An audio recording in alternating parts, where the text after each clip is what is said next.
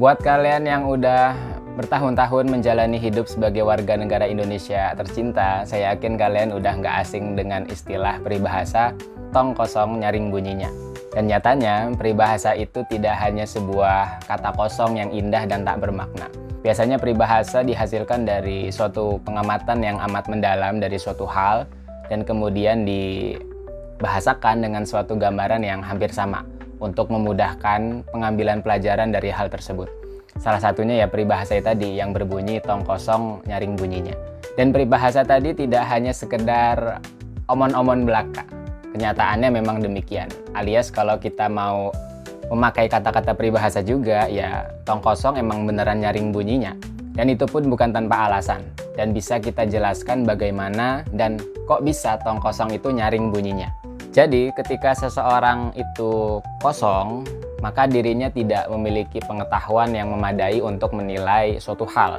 Namun ketika dirinya mulai mendapati pengetahuan dan wawasan yang sedikit, dirinya jadi bisa menilai sesuatu berdasarkan pengetahuan yang didapatnya tadi.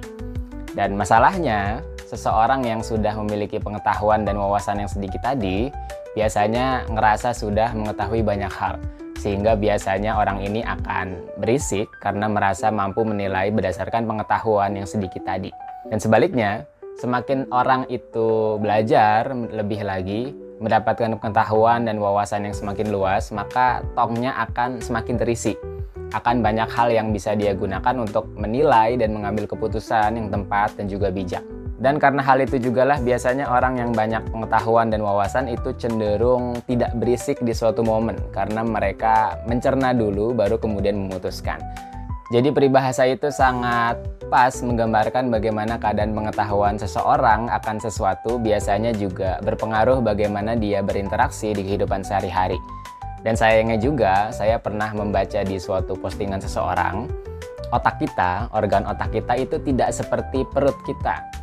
Perut kita itu kalau kosong itu akan memberikan sinyal bahwa dirinya kosong.